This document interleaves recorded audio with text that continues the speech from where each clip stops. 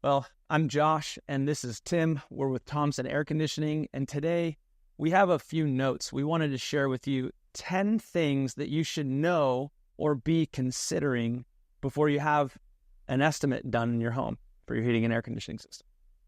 Topic number 1, how do you feel about your current system?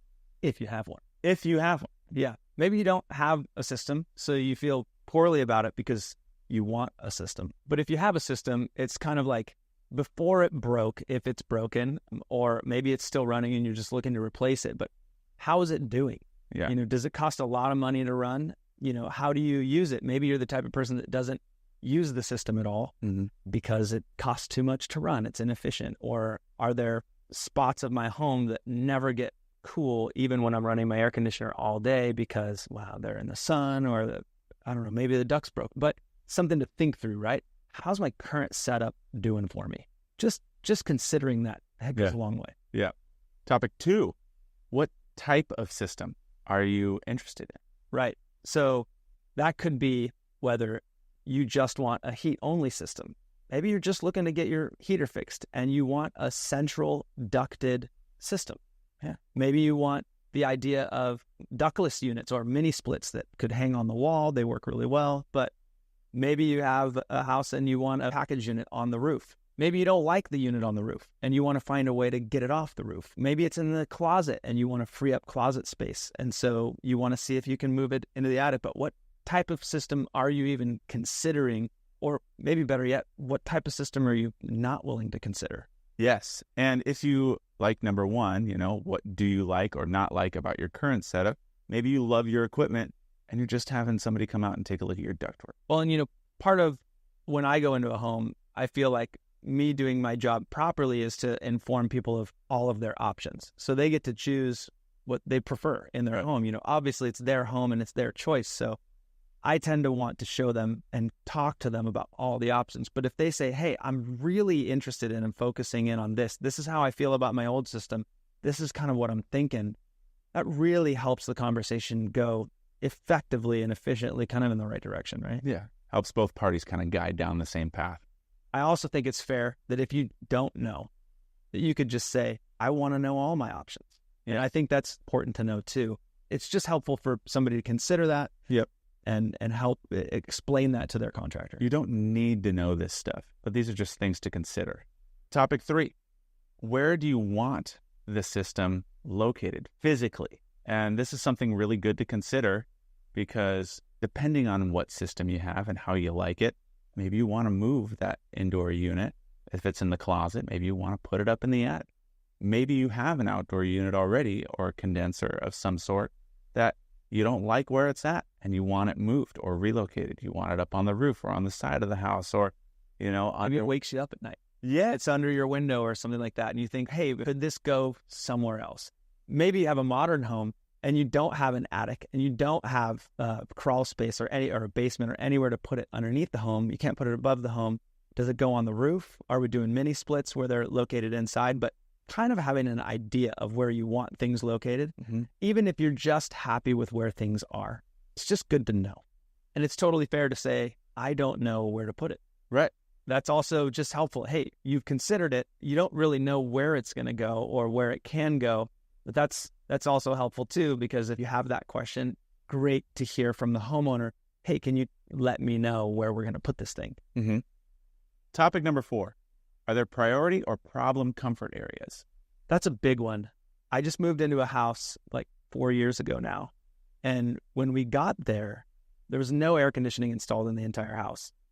And we realized that we did not need cooling in every part of the home.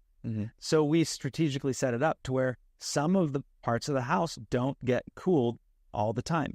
I own an air conditioning company, and so ultimately I want the ability to cool off my whole house. But there are rooms in the home that only use the air conditioning when necessary.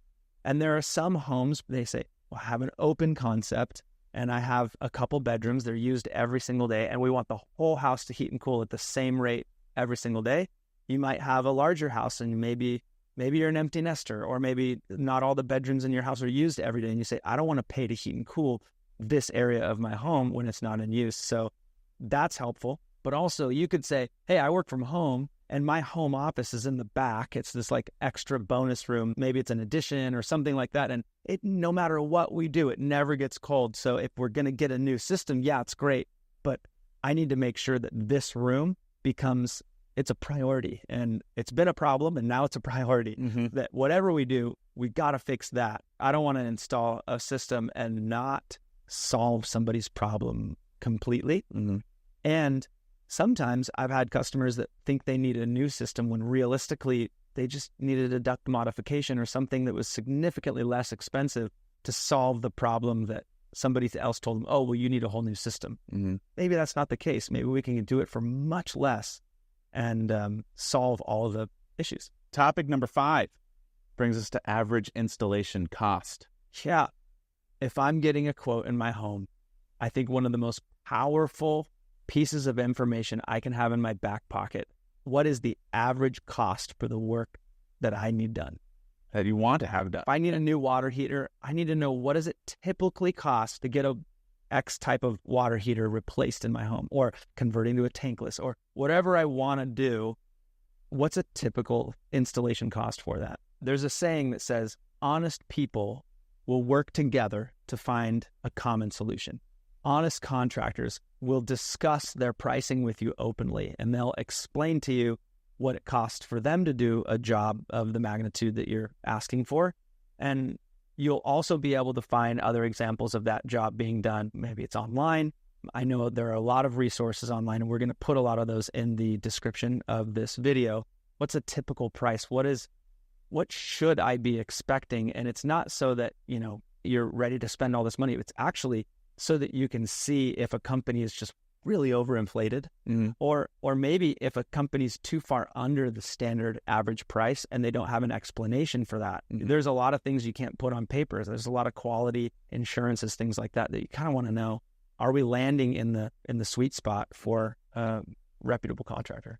Yeah, which also leads us to topic number 6, understanding your budget for a project before you have a company come out and give you an estimate. So you're understanding the installation, the average median cost of this installation that you're planning on doing, but then what type of budget do you have for that? A lot of customers think that this is a really dangerous thing to go over, because you say, I have a budget for $10,000, and they say, great, I'm going to give you a $5,000 quote and price it at $10,000.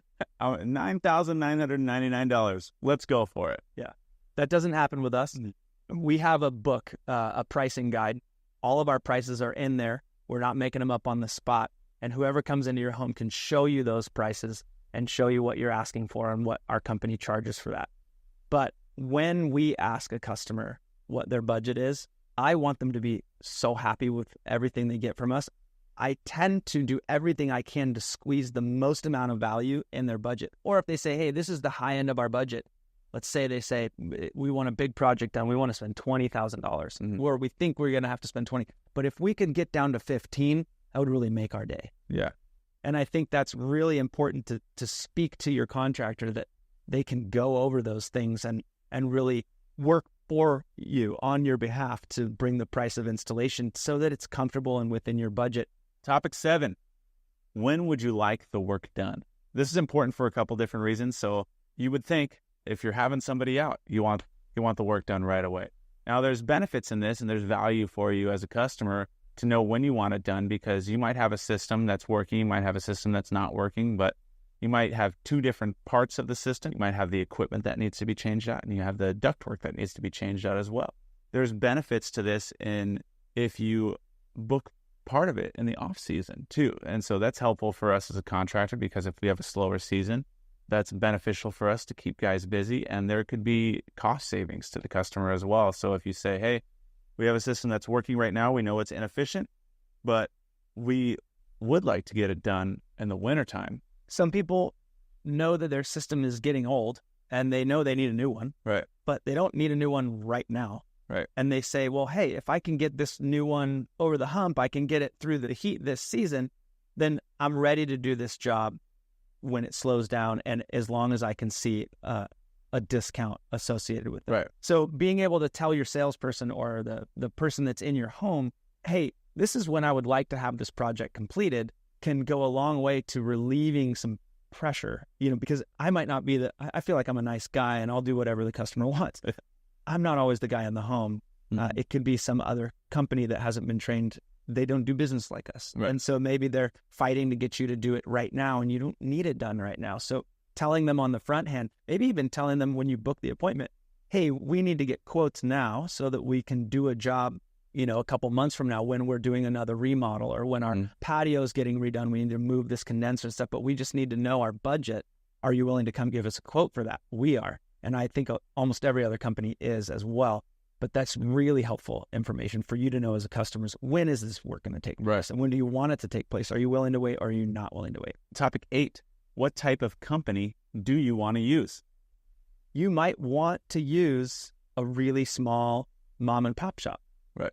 You might want to use a larger company because you have multiple properties and they're in different areas. And so you need a company that you can have one account with and can service multiple locations. But there are also things, just because you're an air conditioning company doesn't mean that everybody plays by the rules. Right. And so you were talking to us earlier about looking into licensing, insurance. Is the license number printed on their website? Are they following the rules and regulations with their infrastructure?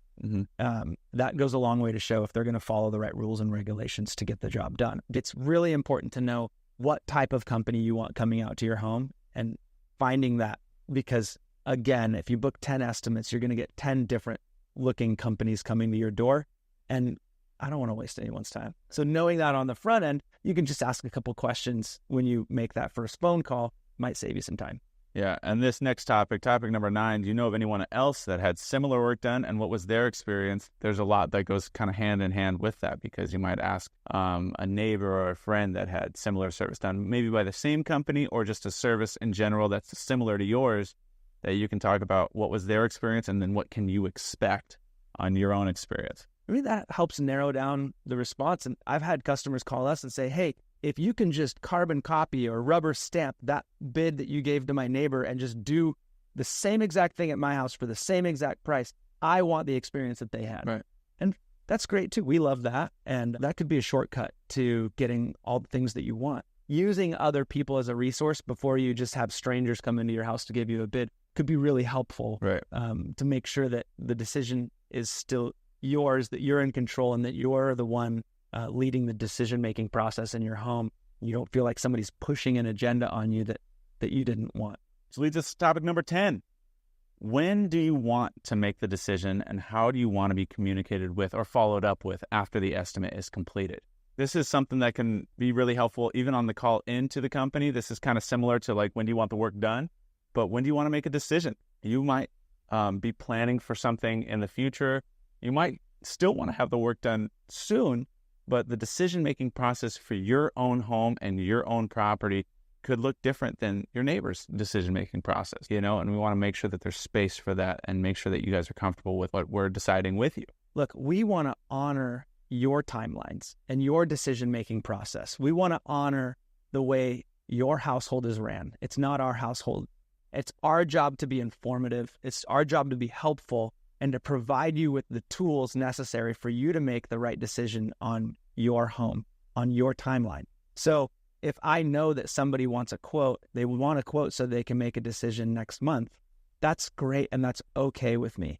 Every sales presentation I've ever been to, as an HVAC business owner, I've been in the trade for over 20 years now, and instructors at these trainings always tell you, you got to get them to make a decision right there at the dinner table. And we have decided as a company to do the opposite of that. We can respect our customers well enough, and we can protect their own decisions and leave that to be their prerogative. But not every company is trained to do that. Mm-hmm. So if you know that as a homeowner, then you're able to say to your technician or your salesperson that comes into the house, this is when I want to make a decision. So if you fight with me and you're trying to force me to make a decision today, it's probably not going to go well. One of the big goals for what to know before you have an estimator or a company come out to your house is that, yes, any respectable company will give you multiple options, will typically help you find a good solution for you, but it's to help remove and to avoid the opportunity for you to have a bunch of people come out to your house and then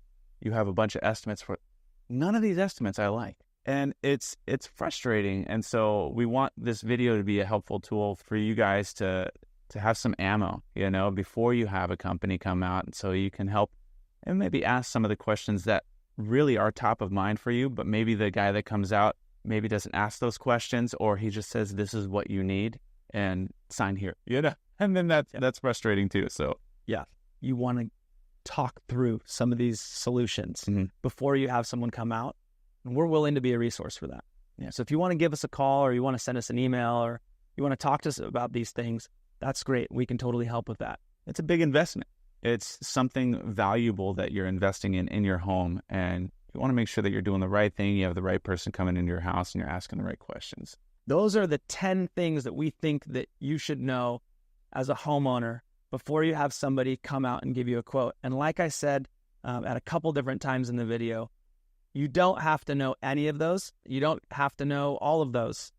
We are totally willing to come out and educate you on everything that we have access to, and give you any information that we have in our wealth of knowledge as HVAC professionals. And it's our job to give you all the options and let you make the best and most informed decision. Hey, I'm Josh. And again, this is Tim. We're with Thomson Air Conditioning. Thanks for watching.